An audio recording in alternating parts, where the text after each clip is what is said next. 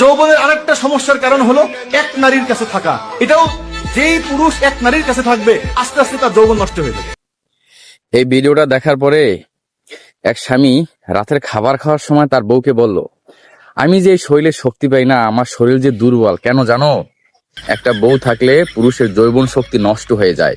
হুজুরে বলছে আমি আর একটা বিয়ে করবো, তাহলে আমার যৌবন শক্তি পুনরায় ফিরে আসবে, আমি শরীরে শক্তি পাবো।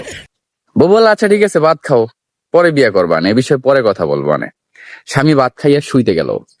বউ তখন এক গ্লাস গরম দুধ নিয়ে আসলো, বলল যে এই দুধ গ্লাস খাইয়ে শুয়ে পড়ো, শরীরে শক্তি পাবা না তুমি।